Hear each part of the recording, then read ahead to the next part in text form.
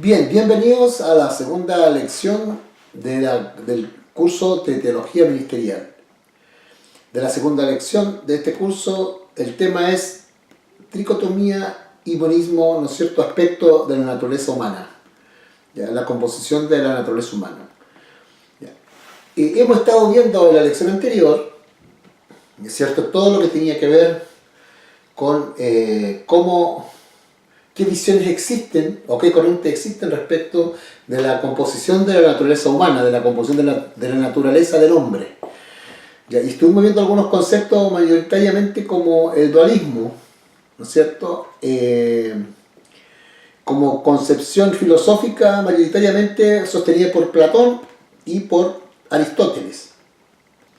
De allí entonces viene otras corrientes, ¿no es cierto?, visiones en las cuales dualistas, en las cuales algunos le dan más énfasis al lado espiritual de la naturaleza humana, otros más al lado físico, ¿no?, y que solamente somos materia, ¿de acuerdo?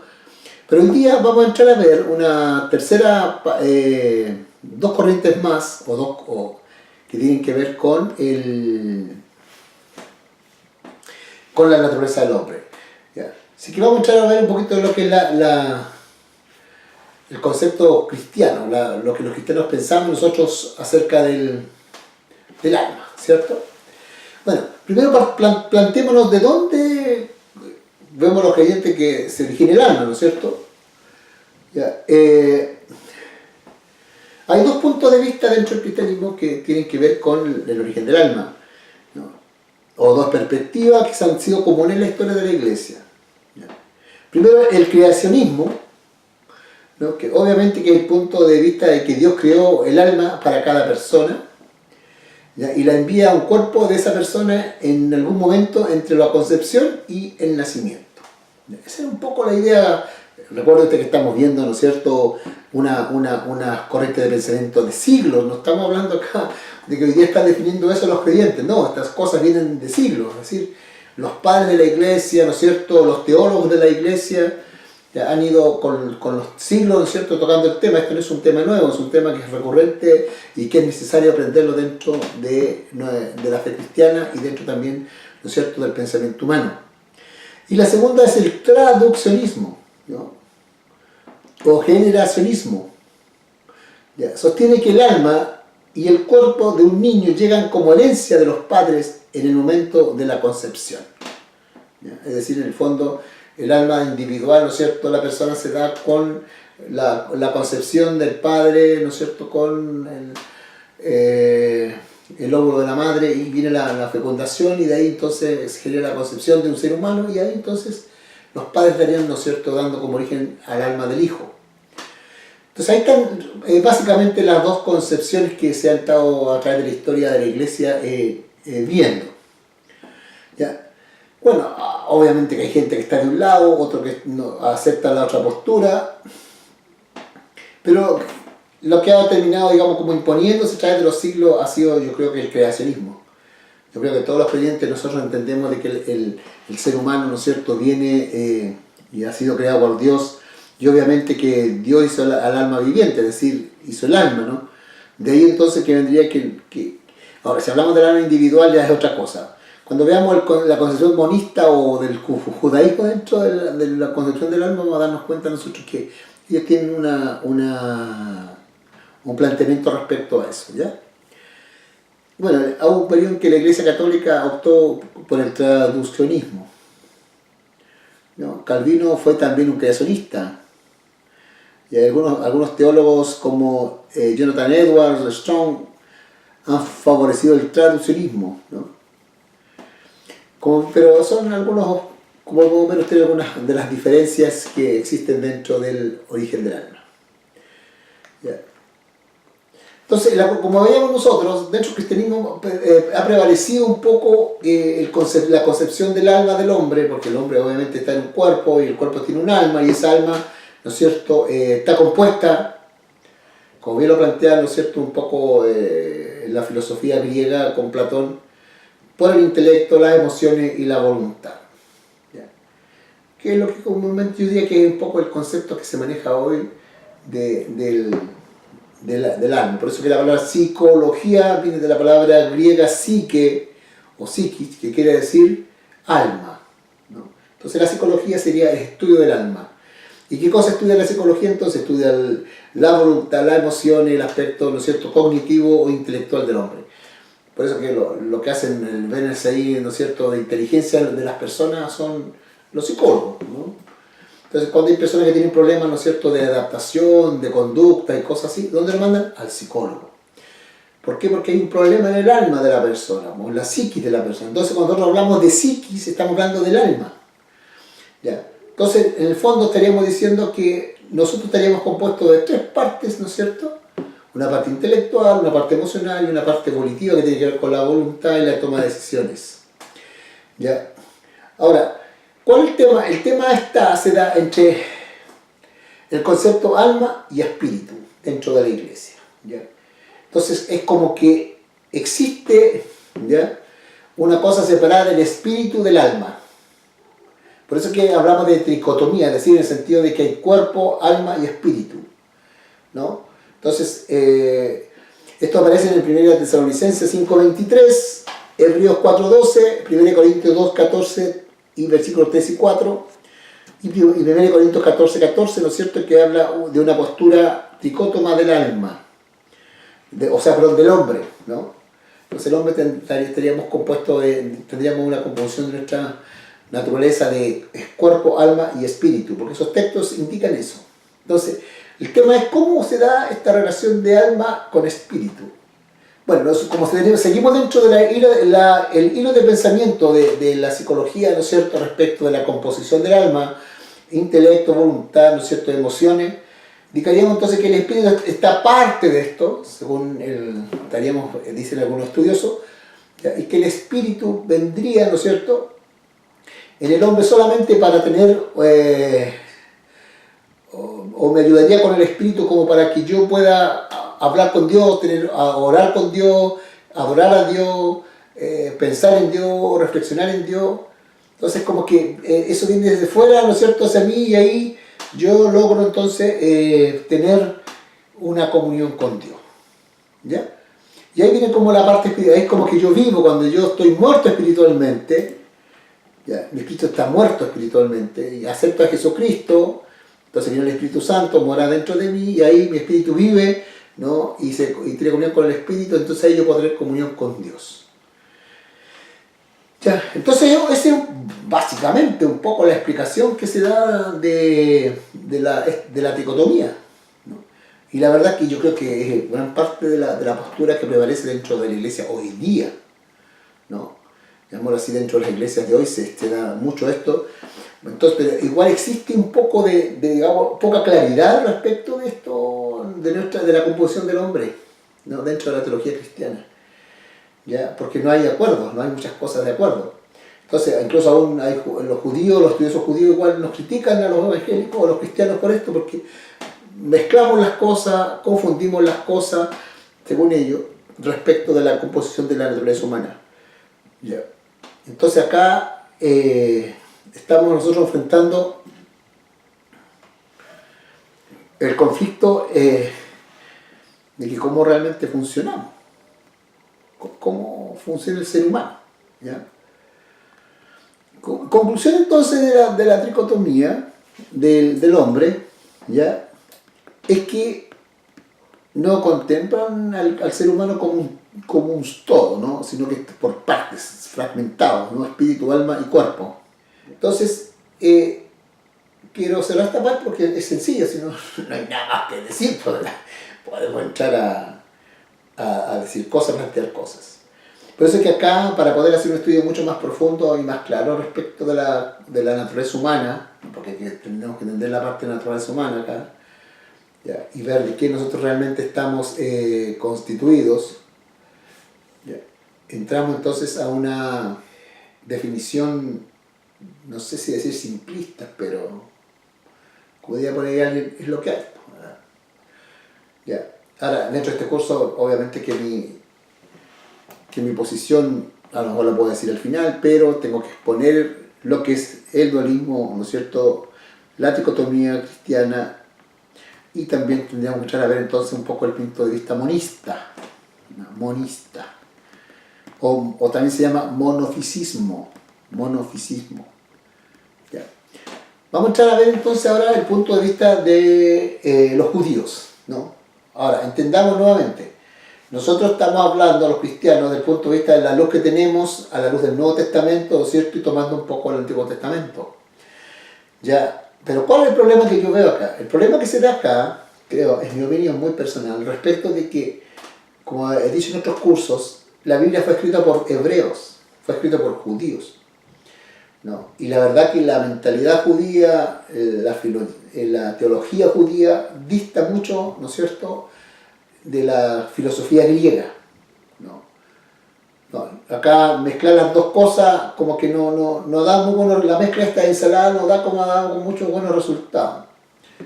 No, lo trató de hacer Filón, ¿no es cierto?, en la antigüedad, el filósofo griego que hubo, filósofo judío que hubo en la antigüedad, ya que trató de mezclar tanto la filosofía platónica con el Antiguo Testamento.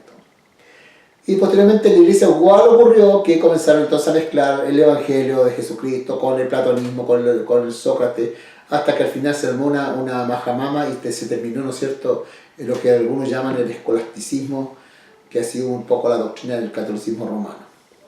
Pero eso son cursos que tienen que verlo en teología sistemática, donde la otra hermana está explicando algunos conceptos doctrinales, ¿no? Y también es interesante estudiar la historia de la iglesia, estas cosas, ¿ya? Entonces quiero pasar a esta parte del estudio para poder ver el monismo. ¿Qué es el monismo? Como yo le decía, o el monofisismo. Es un poco la explicación o la corriente de pensamiento que tiene el judaísmo, ¿no?, que tienen los judíos. Y es interesante. Yo el otro día, en el otro curso de teología ministerial, estoy hablando sobre el lenguaje simbólico, ¿ya? Y es necesario recordar lo que hablo en Teología 1 sobre el paralelismo. ¿Por qué los judíos usan el estilo literario del paralelismo? Es un estilo muy cuya principal clave se llama la analogía, el pensamiento analógico, ¿no? Así se llama, pensamiento analógico, en que se usan mucho las comparaciones y las metáforas para explicar cosas. Y eso se debe a que existen, ¿no es cierto?, dos realidades, por lo que yo explicaba, dos realidades, una realidad espiritual y una realidad física. Por lo tanto, el pueblo de Dios, desde su origen, nace con una doble visual, ¿no?, o doble visión, la terrenal y la espiritual. Abraham, cuando es llamado, ¿no es cierto?, el padre de la fe, es llamado por Dios, él primero tiene una visión espiritual, o sea, Dios le está diciendo que voy a darte la multitud, como tu descendencia, como la multitud de las estrellas. Entonces, claro, está mirando las estrellas y ahí dice, ¿cómo la multitud? Entonces está haciéndole ver que en el fondo va a tener muchos hijos como las estrellas del cielo, o como los granitos de arena en la playa, ¿no? Entonces, la comparación es la forma como Dios logra, ¿no es cierto?, que las cosas espirituales que tenemos nosotros, que existen, ya la podamos ver en la realidad concreta, o al revés, ¿no? Por lo tanto, nosotros siempre, los creyentes en Jesucristo, en Dios, tenemos que vivir en dos dimensiones. ¿Ya? Una dimensión espiritual que tiene que ver con Dios, con la religión, ¿no?, y la visión terrenal. El problema pasa que nosotros de repente, como tenemos esa fragmentación griega, ¿no?, que por parte nosotros somos como medio así, ¿cómo se llama? ¿Cómo se diría? Somos muchos del pensamiento fragmentado, ¿no?, de las partes, ¿no? Nos cuesta verlo como un todo, porque hacemos una mezcla. Entonces, ¿por qué? Porque fuimos formados por nuestra educación, que es una educación con una mentalidad lógica, ¿no es cierto?, de la lógica griega, que pensamos y funcionamos lógicamente. Entonces, todo lo que escapa a la lógica no lo aceptamos. Todo lo que no tiene que ver con que yo lo logre, ¿no es cierto?, entender, comprender, ver todo eso. Pero el caso con el creyente está viviendo una dimensión espiritual en su relación con Dios, ¿no? En que por eso el Señor dice, tener la mira puesta en las cosas de arriba. Entonces nos está hablando de una realidad que existe, que es real, que Jesús la revela, ¿no?, que los profetas la revelan, que la Biblia la revela, y que yo tengo que entrar a ver y a conocer esa realidad espiritual. La realidad física es la realidad, ¿no?, de los sentidos, ¿no?, en la cual nuestro mundo que nos rodea, el mundo en el cual estamos insertos, es capturado por nuestros sentidos, ya sea por la visión, ¿no es cierto?, por el oído, por el olfato, por el gusto, por el tacto, ¿ya? Y nosotros a través de eso trabajamos con el mundo que tenemos dentro de nuestras habilidades que tenemos en nuestro cerebro, ¿no es cierto? Y comenzamos entonces a vivir dentro de esa realidad conforme a lo que nuestros sentidos ven. Pero lo espiritual no lo pueden ver nuestros sentidos, a menos que, ¿no es cierto?, se hagan concretos, que sean físicos, palpables. Por eso es que el racionalismo, ¿no es cierto?, y el método científico son cosas objetivas que se pueden ver por los sentidos, oler, palpar. Cuando yo voy a observar algo, mientras más sentidos uso en la observación, más objetiva es la observación. ¿Ya? Por lo tanto, la parte como empírica, llamémoslo así, como sensible, media mística, así como que pierde su objetividad, por lo tanto no es válida. No es válida dentro del pensamiento científico, ¿no?, y el pensamiento lógico, no es válida. Pero es desconocer también lo que en el fondo es la naturaleza humana, que desde un comienzo la naturaleza humana es espiritual igual. Nosotros vivimos en dos dimensiones. Entonces los judíos plantean dentro de la escritura de pronto una concepción, yo quiero dejar claro esto, una concepción que pareciera ser infantil a los ojos de la ciencia. ¿Ya? Por ejemplo, lo del huerto de Edén es como un cómic, ¿no?, como una caricatura de un cómic. Y mucha gente lo toma así, hace chistes, burla, ¿no es cierto? Cuando aparece el diablo lo hacen al diablo con rojo con cacho, con una flecha. Un cómic. Entonces, pero no tienen la capacidad espiritual para ver realmente lo que tiene que ver, ¿no?, y lo que tiene que ser revelado por el espíritu a nuestro entendimiento. ¿Ya? Entonces, todo lo que los judíos comienzan entonces a explicar, entonces ellos comienzan a desarrollar una serie de conceptos que entienden a los cristianos igual. Porque pueden decir que yo soy judaizante. Vuelvo a insistir, la Biblia fue escrita por hebreos, por judíos. ¿De acuerdo? Entonces, el pensamiento judío, la concepción que ellos tienen de las cosas espirituales y del mundo, y la cosmovisión que ellos tienen, está basado en su experiencia que tienen con Dios. Y también del conocimiento, ¿no es cierto?, propio de la época, es decir, que ellos para poder, en el fondo eran concretos, no eran tan abstractos para hablar, eran concretos. ¿Ya? Entonces por eso que muchas palabras, conceptos vienen de cosas concretas. El hebreo obviamente también viene a raíz de una pictografía, ¿no es cierto?, de dibujitos de monos donde se van derivando después su alfabeto. ¿Ya? Pero la raíz de los conceptos vienen de los monitos, de la figura con que ellos, ¿no es cierto?, podían ellos escribir, o sea, la grafía, ya, con algunas figuras que ya le dan el verdadero sentido al concepto. Por eso que, partiendo por la primera palabra del alfabeto hebreo, que es Aleph, un monito es un buey. Entonces, el monito de Aleph y del número 1 es un buey. Es el monito. Entonces, cuando uno quiere entender el número 1 o Aleph, que quiere decir primero, el que va adelante, ¿no?, el que va abriendo camino, etcétera, etcétera. Entonces, desde allí que uno tiene que compartir viendo realmente desde el origen de las palabras y leyendo y traduciendo las palabras. Y recuerda usted que el hebreo fue una lengua muerta durante siglos. Los judíos desaparecieron y el hebreo desapareció. ¿No? Aunque estaba en la Biblia, estaba escrita la Biblia y todo, pero no era un idioma común que se hablara. ¿No? Pasaron casi 19 siglos para que recién comenzara como a revivir una vez más con el movimiento sionista y todo eso, el hebreo como idioma. Entonces, ¿pero qué tenemos nosotros? 19 siglos, escuche bien, de interpretaciones de los textos bíblicos, de las verdades bíblicas, ¿ya? Con gente que no tenía idea de hebreo, con gente preparada, más encima, preparada, ¿no es cierto?, en universidades cuyos pensamientos venían de la filosofía griega. Entonces muchas Biblias fueron interpretadas desde el punto de vista griego y de la filosofía griega.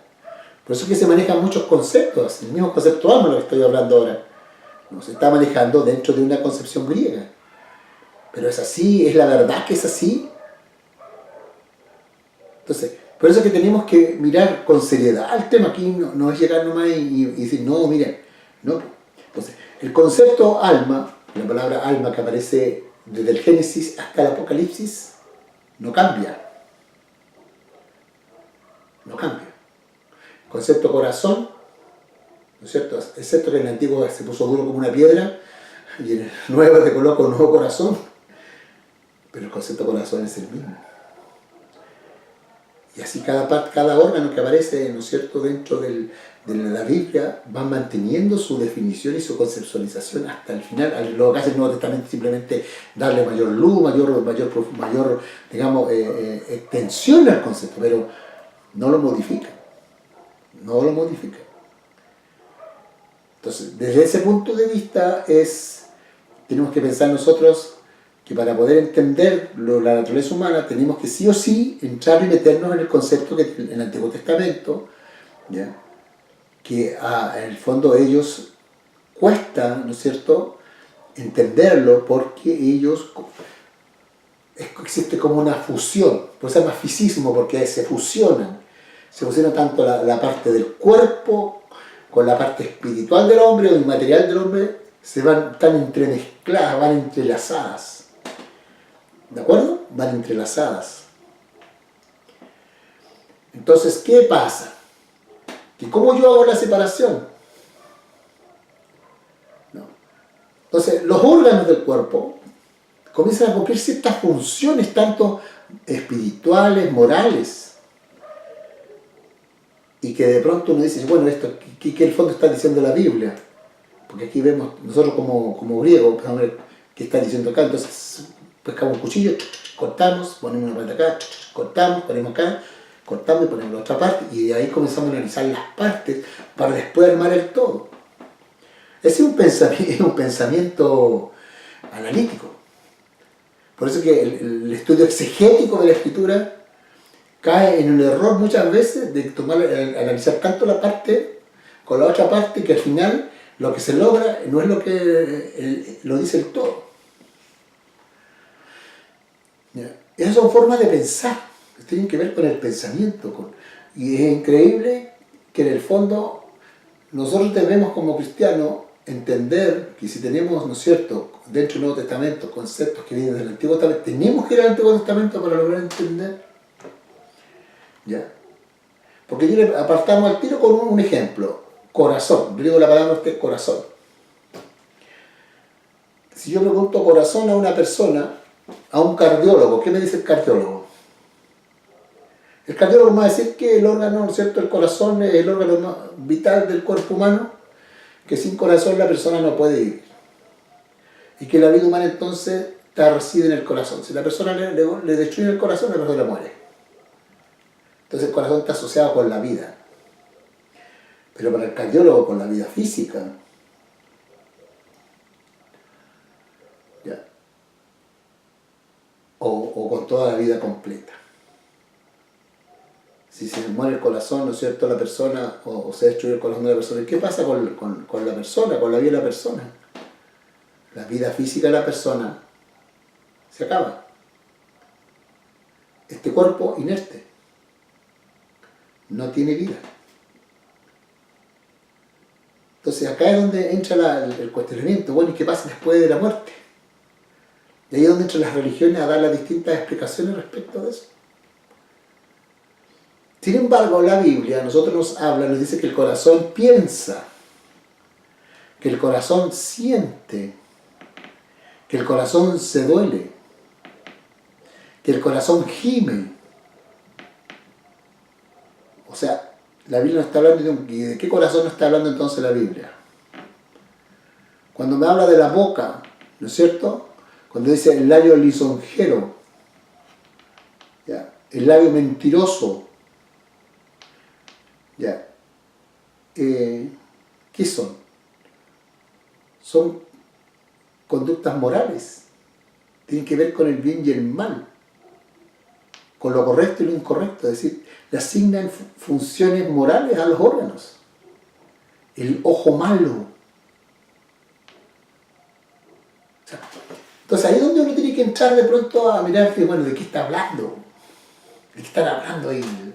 Por eso que es interesante, en todos estos años que yo estaba estudiando este tema y estudiando la escritura, he ido atando cabos, voy agarrando una cosa a otra, ¿no es cierto? Claro, y después uno va entendiendo por qué es como es la cosa, ¿no? ¿Ya? Y he tenido que despojarme en mi cabecita, ¿no es cierto?, griega, como fui formado profesionalmente, ¿no es cierto?, porque además si soy profesor que trabajo con niños, formo niños. Trabajo con el pensamiento de los niños, con la conducta de los niños. Entonces, y también sé cómo funcionamos, cómo se logran los aprendizajes, etcétera, etcétera, porque yo fui instruido y enseñado en eso. Me enseñaron lógica, ¿no? Para poder pensar lógicamente, para desarrollar el pensamiento matemático, todas esas cosas. O sea, yo no estoy hablando acá, no, pues yo estoy hablando de algo que digamos, con una experiencia y con una lógica y también con argumentos para decir lo que estoy diciendo, ¿no? Entonces, el monismo, en el fondo, como corriente de pensamiento de la naturaleza humana de los judíos, o monofisita, ellos ven al hombre como una unidad, porque mono quiere decir uno. Entonces, dentro de ese uno, ¿no es cierto?, está todo fusionado. La parte espiritual o inmaterial del hombre y la parte material. Todo funciona, una cosa con otra, y se afectan una cosa con otra, ¿ya? Y se involucran una cosa con otra. Por eso es que es increíble cuando Pablo dice que este cuerpo de muerte, dice, descubre que en mí, en Romanos 7, ¿no es cierto?, descubre en mí, en mis cuerpos, en mis miembros, que hay una ley, que es la ley del pecado y de la muerte. Que yo pienso que quiero hacer lo bueno, sin embargo hay algo en mí, en mis miembros, en mi cuerpo, que me lleva a hacer lo malo. Entonces la pregunta es, o sea, ¿qué pasa? Que los órganos, ¿no es cierto?, según Pablo, son instrumentos de iniquidad. Dice, no presenté vuestros miembros como instrumento de iniquidad. O sea, los miembros, nuestro cuerpo hace maldad.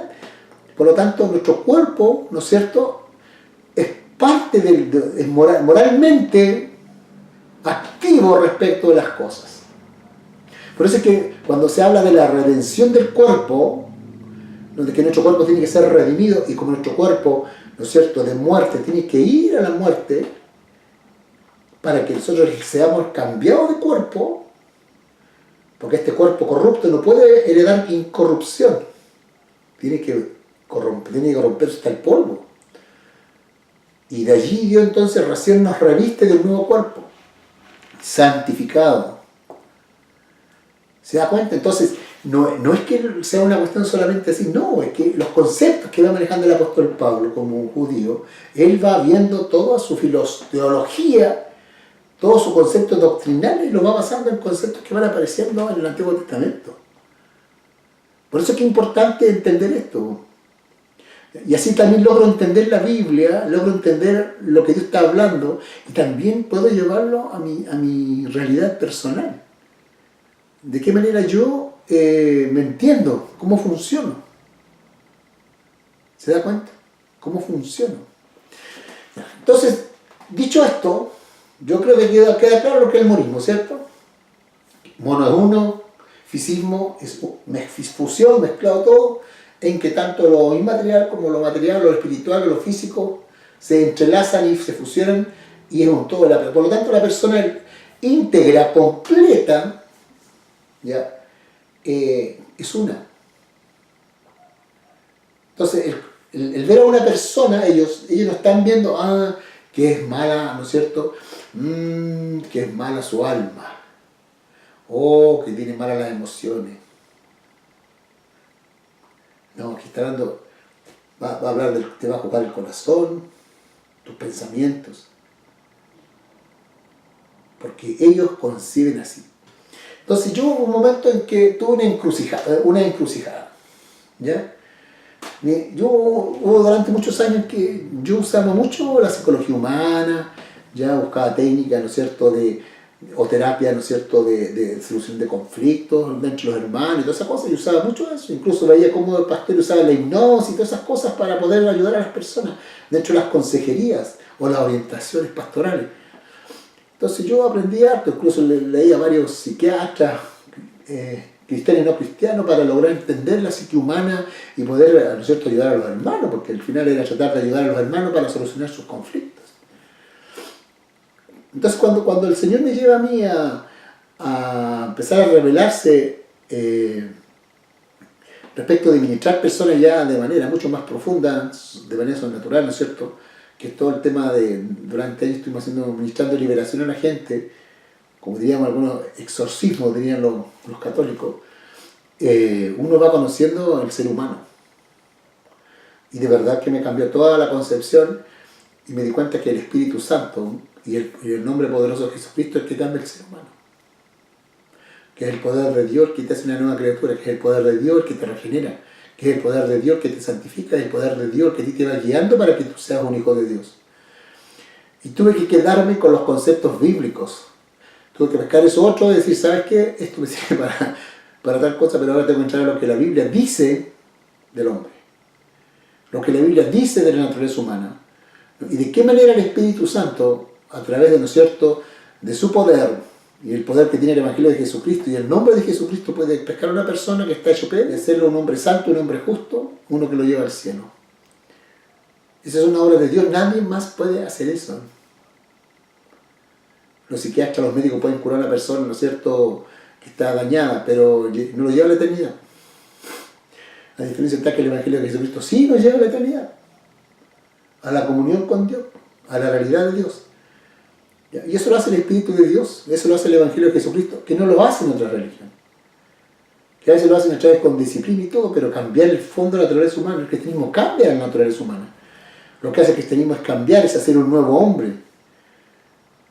En estricto rigor es eso.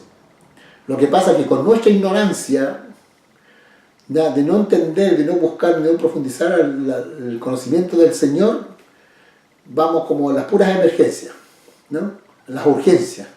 Y se trabaja con urgencia nomás en la iglesia, pero no se va formando, no se va enseñando, no se va trabajando con que las personas Dios las vaya sanando y uno le va enseñando a las personas cómo tienen que hacerlo conforme al manual que se llama la Biblia. ¿Ya? Entonces, quiero avanzar un poquito más porque quiero dejar establecido un poco el concepto del judío. Entonces, dentro de este monismo, aquí surge varias palabras que también la cantamos nosotros, ¿no es cierto?, en nuestras alabanzas. Ya, incluso los hermanos que están hoy día con la onda mesiánica y con la onda, ¿no es cierto?, de aprender hebreo, las dicen, las citan constantemente, pero vamos a tratar de escarbar un poquito. Fíjese bien que para los judíos la parte espiritual del hombre, el alma, ¿no?, del hombre, tiene una concepción, llamémoslo así, parecida un poquito a la platónica. ¿De acuerdo? Parecido a la platónica. Parecido en algo, una parte. Porque ellos van según la Biblia, la Tanaj, su Biblia hebrea, ya en su idioma, ellos han logrado ir interpretando a través de los siglos, porque igual traen conocimiento de siglos. ¿Ya? Sus rabinos y todas las cosas ahí estudiando los textos. Y la verdad que ellos, por eso mismo, existen distintas corrientes respecto de igual del concepto alma, por ejemplo, ¿no? Pero hay cosas en las cuales ellos coinciden, pero los que más han, digamos, profundizado en el tema del concepto de alma y de una explicación mucho más, digamos así, más extensa, mucho más profunda del alma, ¿no es cierto?, son los cabalistas, ¿no?, que es de la parte mística del judaísmo, la parte, como llamamos así, como el sobrenatural del judaísmo, ¿ya? Los que hablan de la cabala, ¿no?, o la cábala, no sé cómo. Pero el punto acá es que ellos son los que han ido como tratando de ir profundizando sobre el concepto alma. Ahora, las palabras hebreas nos van diciendo cosas y es en base a esas palabras que nosotros vamos tratando de entender, ¿no es cierto?, el pensamiento de ellos, porque entre ellos también hay diferencias. Incluso leía un rabino por ahí que escribía de que no nada se ha puesto de acuerdo si realmente cómo es el alma y toda la cosa.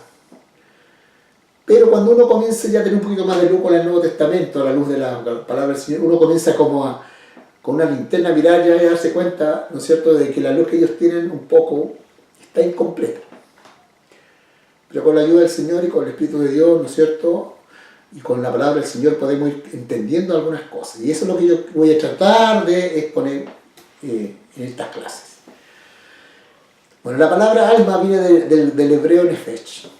¿Ya? Y esa palabra nefesh aparece en la Biblia antigua, en el Talmud y los escritos cabalísticos.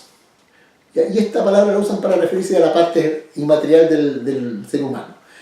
¿Ya? Pero ella está asociada a otras palabras, ¿no? Cuando se habla del alma del hombre, ¿ya? Aparecen tres palabras que están dadas en el Génesis cuando Dios crea al hombre, ¿no? Cuando dice que va a ser el hombre y se sopló en él aliento de vida, dice, y fue el hombre un ser viviente o un alma viviente. Esa palabra, un ser viviente, ¿no?, o un alma viviente que tiene vida, un alma que tiene vida, ¿ya? La diferencia, ¿no es cierto?, de otras cosas que son inanimadas, de otras creaciones de Dios que son inanimadas. Entonces ellos han desarrollado toda una lógica de pensamiento de ellos, conforme a lo que ellos tienen, ¿ya? Y lo que vamos entonces a ir profundizando. Entonces el nefesh, ¿ya?, literalmente viene de la palabra acadia, un concepto acadio, es un idioma antiguo, antiquísimo, de las culturas antiguas, del acadio, ¿no?, que es como el padre de los idiomas. Y la palabra es napichu o napistú. De ahí viene un poco la raíz de la palabra nefesh del hebreo. Napichu o napistú, que significa tráquea, ¿no? Tráquea. Y hace referencia, como le decía a usted, no solamente al ser humano, sino también a los seres animales, ¿no?, a los seres animales. Entonces, la palabra nefesh viene también, ¿no?, con su verbo, que es el verbo nafash, que significa respirar.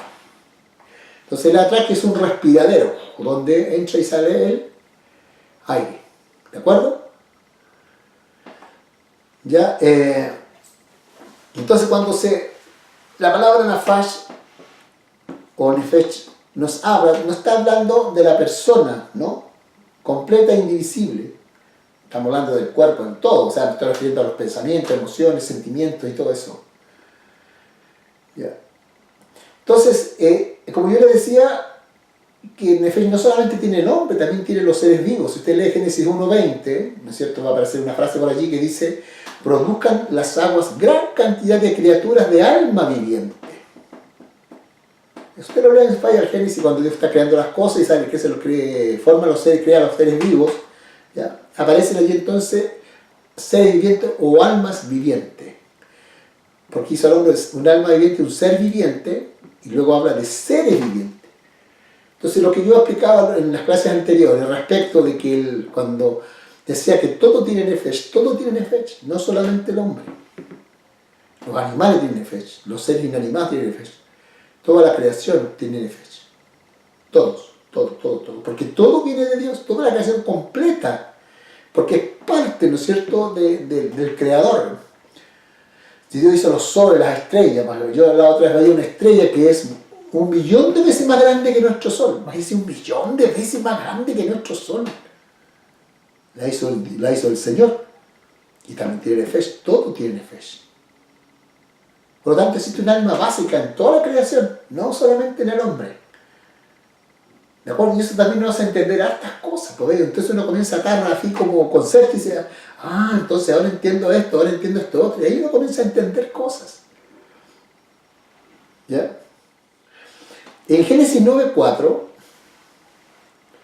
dice: su sangre con su alma, ¿ya?, no comeréis esa carne. ¿No? O sea, o no comeréis la carne con su sangre. ¿Ya? Porque aquí la palabra alma está asociada a la palabra vida, ¿no? Entonces, los judíos plantean que el alma está en la sangre, por lo tanto en la vida de la persona, en la sangre. Entonces asociar alma, sangre, tiene que ver con la vida. ¿Ya? Pero como carne con su vida, que es su sangre, no comeréis. Pero aquí la palabra que se usa acá de alma es la palabra literal sangre con alma. Sangre con alma igual vida. No comeréis. Por eso que no hay que comerse la sangre, ¿ve? Porque está la vida. O sea, cuando para el judío eso no correspondía que se comieran los seres, los animales con sangre. Había que desangrarlo, que saliera toda la sangre. Porque ciertamente dice, demandaré la sangre de vuestras vidas de mano de todo animal, la demandaré. Y de mano del hombre, de mano del varón a su hermano demandaré la vida del hombre. El que derramare sangre de hombre, por el hombre su sangre será derramada, porque a imagen de Dios es hecho el hombre. Aquí es donde deja establecido que no hay que matar a una persona. Por lo mismo, porque Dios, ¿no es cierto?, le puso en el hombre algo que no puso en otras criaturas, ni en los ángeles. No. Nosotros, escuchen bien, nosotros somos, en cierto aspecto, como privilegiados de parte como criaturas de Dios, de ser como somos. Porque Dios creó todas las cosas, hizo todas las cosas, pero nos dice que las hizo a su imagen. No dice, dije el sol, la luna conforme a mi imagen. No dice, ¿no es cierto?, dice los ángeles del cielo conforme a mi imagen. No dice eso. Pero del hombre dice eso. Por eso que la vida del hombre es distinta a las otras vidas. Por eso que la vida del ser humano es diferente, tiene más valor para Dios. ¿Por qué? Porque tiene su imagen. ¿Ve cómo uno va entendiendo y va como dimensionando realmente estas cosas? ¿Ya? Veamos otro. Va a ir apareciendo atrás en la pantalla, ¿no es cierto?, algunos monitos por ahí para que usted vayamos reforzando un poco los contenidos.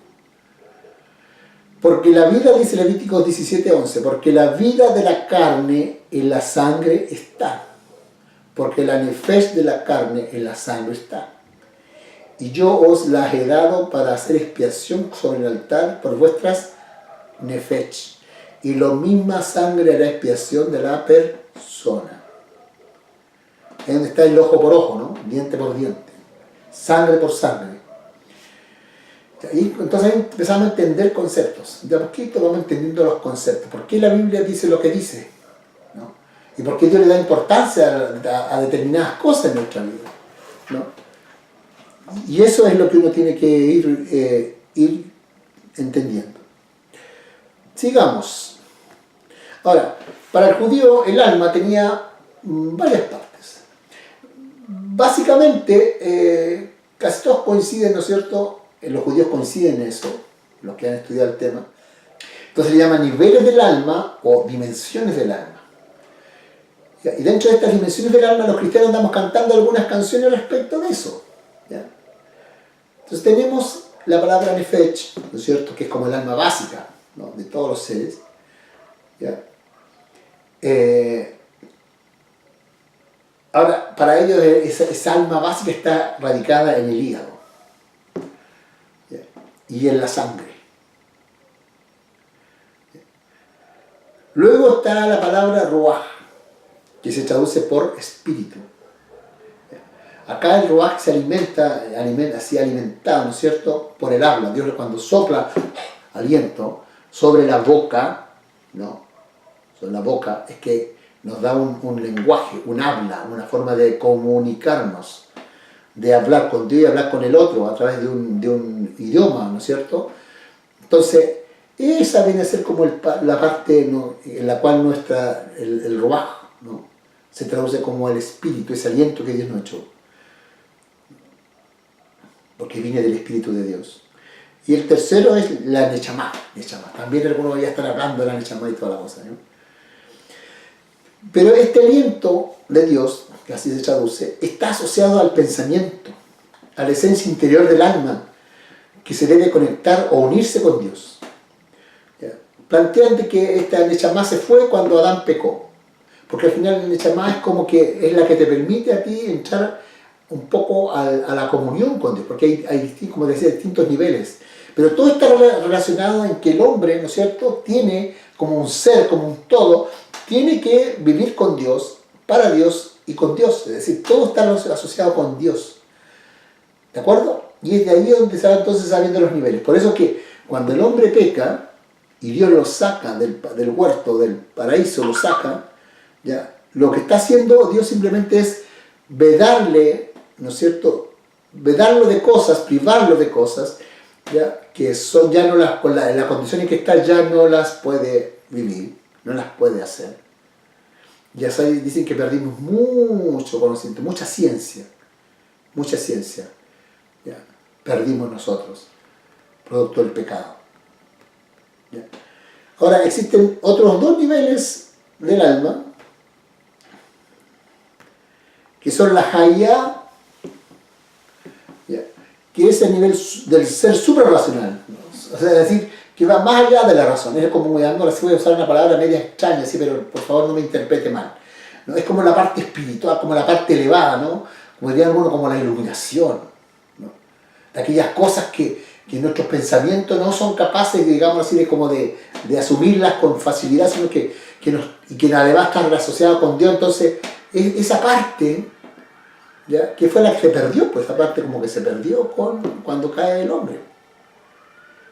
¿Ya? Es cuando cae el hombre y peca, esa parte del hombre ya de ver más, porque entiende usted que Adán tenía unas capacidades y unas cualidades que por causa del pecado las pierde.